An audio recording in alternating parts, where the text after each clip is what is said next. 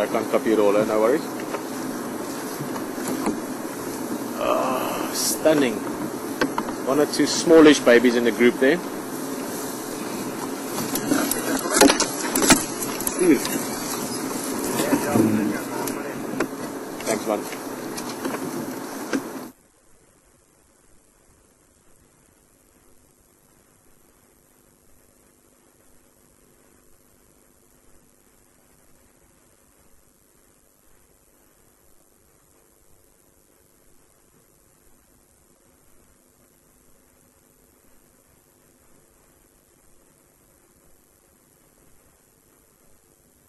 In any environment that is fairly wild and natural, there will always be a musk bull around that will find that female. Various reasons, they can communicate over large distances, and the female that's in musk not only leaves scent around with her dung and so on, but she will also vocalize, so other bulls will be able to hear her kilometers away. So the chances of that happening is not high, but I'm sure it would be possible. And is very much in our nature, no matter what species you are. Guys, I'm going to just go past them a little bit. They're just eating in the branches there, but it's nice and open in front, so we're going to sit here and wait for them. In terms of when they can start breeding, I remember a while back I answered the question. I actually went and read up again, and now I can't remember the exact stats. I've never been a great person to remember sort of exact number details, but they can start breeding relatively early, I think as young as sort of 8 to 9 years even, typically a little bit older, sort of 14, 15 years old. That would be when they would start mating and start reproducing. And I'm sure if it's sort of harsher conditions, maybe if there's not much food and water around or so on, it would be even later. So there's not a sort of a fixed age that I'm going to give you, but I know that you can sort of almost correlate it to humans to an extent. So 14, 15 would probably be an average age where a female can start becoming sexually active and reproductive. Guys, thank you very much as well for that response. Mark was just letting us know earlier on the drive, I asked about if people ever listen to music while they're coming on drive with us. It seems most of you don't. You enjoy the natural sounds. It's of course perfectly acceptable. The natural sounds are amazing. Look at that. We've got a herd of elephant right here. Little baby. Look at that little one. And you can hear the sounds of it as well. The feet moving through the grass. Branches breaking a bit. Here's a teenager coming closer to us now. Let's see what this one wants to do. Not too curious. I'm happy.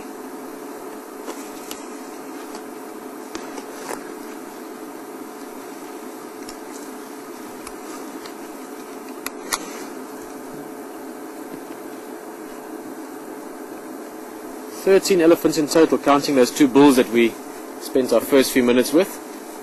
And I think we've got the matriarch here next to us. This looks like most likely the matriarch, just in terms of how she behaves, where she is.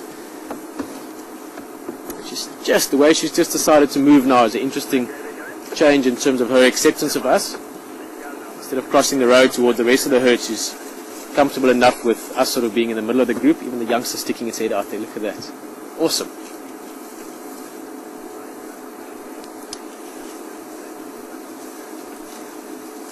What's that? Suddenly there's a bit of nerves there. It wasn't related to us. It was something in the back there. Be one of those teenagers. It's okay. You can see all of them stopping suddenly. Look at that. The whole herd standing still, ears slightly tilted up. Means they're all listening now. Most likely the matriarch saying something. They're saying, "Oh, don't worry, it was just a little thing," or "nothing to worry about too much." And you can see the herd going back to feeding again. Now we don't hear that noise. That was a low frequency communication. About 2/3 of what elephants say to each other, we can't hear it all. We only hear some of those basic rumbles and trumpets and so on. So the majority of their communication is infrasound, something that's too low for us to pick up.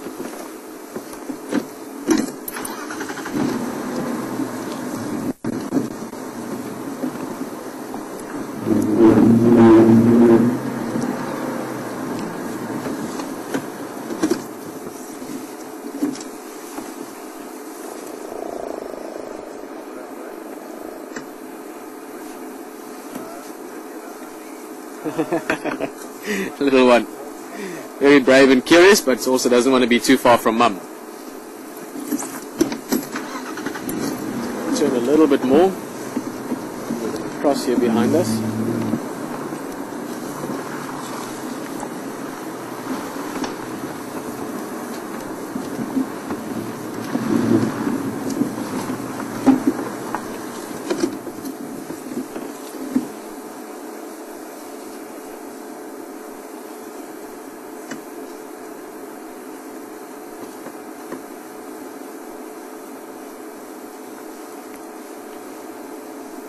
There she goes, baby in tow, sticking close to mum.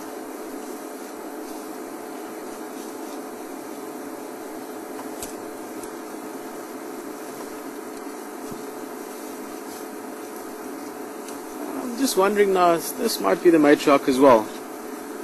Now that she's closer to us, bulk-wise she looks a little bit bigger. Behavior-wise, earlier I thought the other one was, but what you quite often get is you get your sort of second-in-charge female. In this case, they're quite similar in age, but yeah, this one is definitely a bit bigger. That's not a given. Sometimes your matriarch could probably be 1 or 2 years younger than the sort of second highest ranked female, but typically speaking, the biggest, oldest cow will be the matriarch. Of course, call it the second in line if you want, the one that's just below the matriarch is also a very dominant female in terms of how she protects the group. That's maybe why the other one was close to us earlier. Big female, that, Eric? Yes. It's bulkier.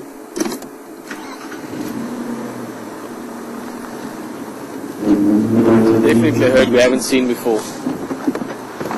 Not knowingly, at least. The third big cow is coming through there. I didn't see her earlier.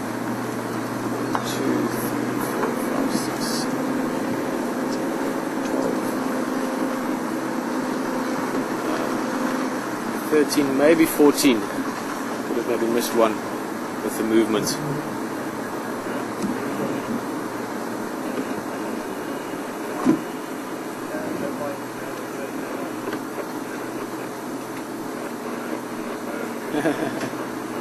Moving parallel to us, yeah? The old station, just to update that, I'm Shlomi and Law have crossed south a little bit, and then now south of Gary Main. I don't know, Little Gary or Rex. Are there some water holes down here or not? Nothing, huh? What's the next one? Chitwa Dam. Let's just watch them all walk through that. They've suddenly got a bit of a direction, like Rex is saying, maybe they're heading for Treehouse Dam. Already where they are now is our southern neighbours, but if they keep moving the way they are now and they go to Treehouse Dam, they'll cross again and we'll be able to follow them.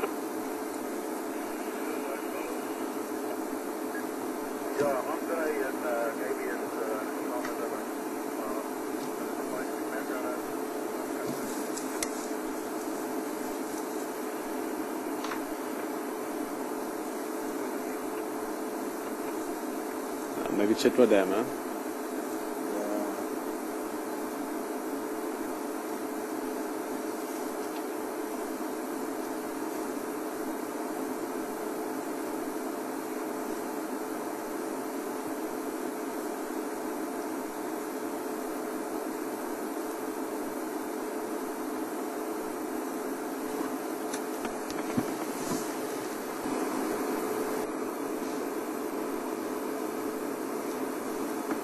Well, that was fantastic. I'm very happy again. It's been a while since we've seen elephant. We saw one little breeding herd the other day. It was one of the Somali females. There's a Somali left and Somali right. She and her group were at the waterhole a while back. We didn't see them on drive. So yeah, I'm very happy. Beautiful breeding herd. Maybe a herd that we'll see more of and get to know a bit more over the next few years even. We're not rushed. But hopefully over the next few days and weeks will be even better. Still moving along slowly, but slowly they're just going further into the bush. I think we're going to say goodbye to them.